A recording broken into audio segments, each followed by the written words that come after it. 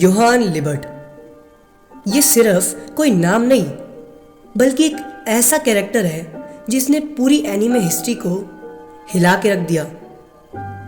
आज भी अगर हम योहान लिबर्ट को भुलाना चाहें तो भी हम उसकी फिलॉसफी को कभी भी भुला नहीं सकते। It's been a long time, Doctor. It's me. 9 years ago, you saved my life. 9 years ago? About the twins.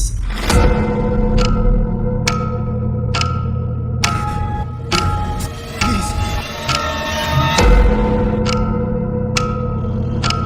Well, Richard, how about a drink?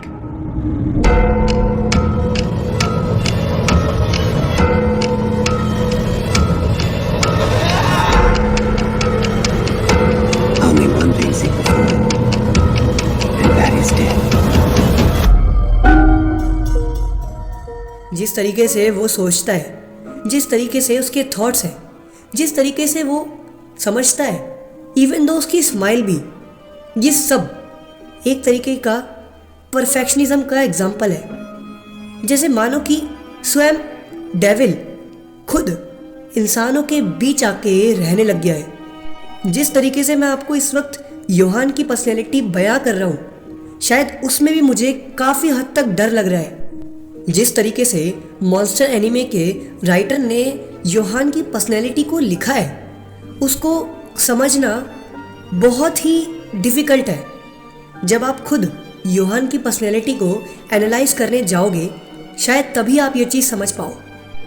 अब जहाँ योहान की बात हो और वहाँ मैनिपुलेशन की बात ना हो, ऐसा कह पाना थोड़ा इम्पॉसिबल है।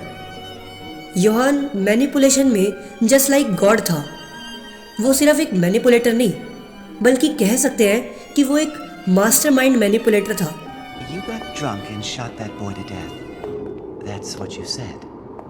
इसमें कोई शक नहीं कि वो एक साइकोपैथ भी था, लेकिन हाँ, Plenty of people did see you drinking in a bar that day, but that was after you'd already killed Stefan.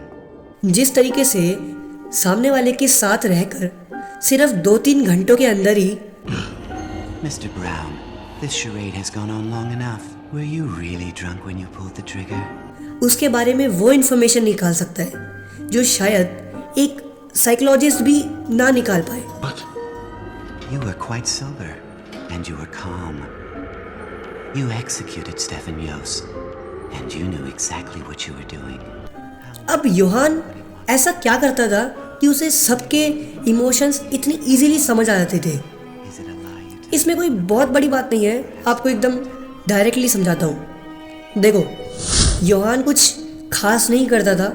वो सामने वाले के अंदर के इमोशंस को उसी के सामने ला के रिफ्लेक्ट करता था, जिससे कि सामने वाले को लगता था कि यार ये योहान नहीं, ये मेरा खुद का इनर सेल्फ है। और इसीलिए सामने वाला व्यक्ति उस पर इतनी बुरी तरीके से ट्रस्ट करता था।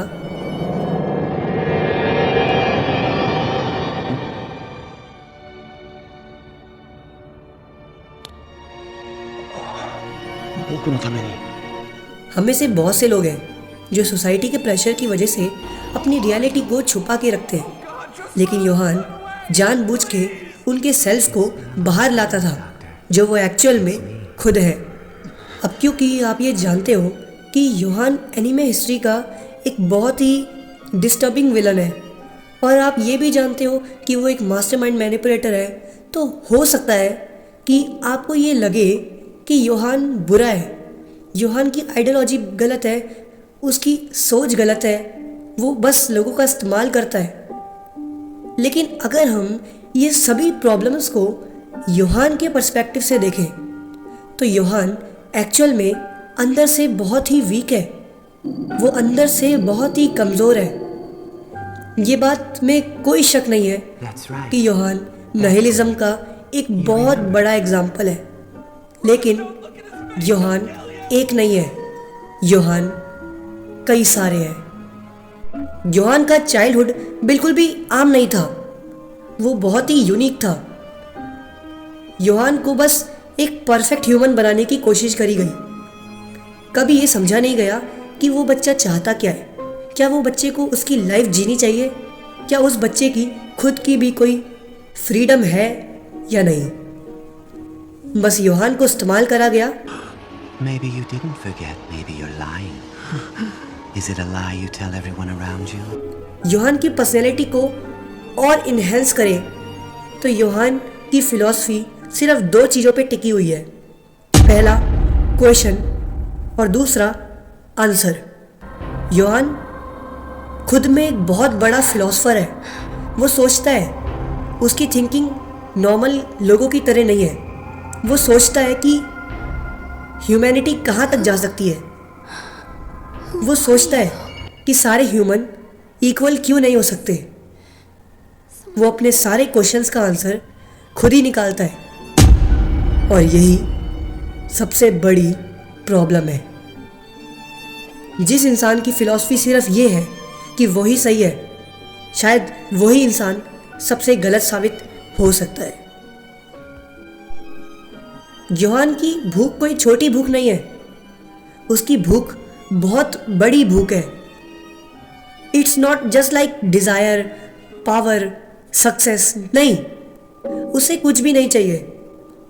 उसकी भूख बहुत ज़्यादा बड़ी है।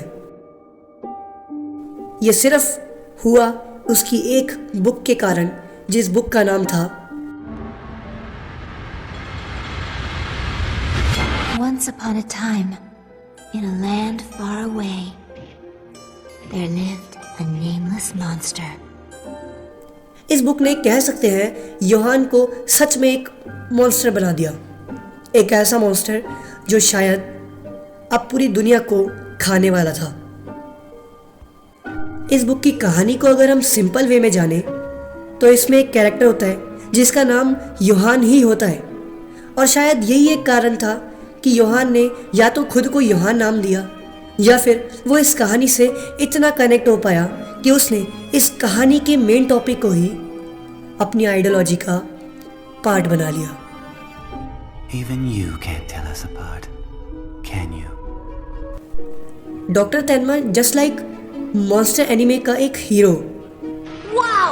Look! It's flying! That's amazing! It might not make it past those rooftops like Milans do, but still, at least it's flying.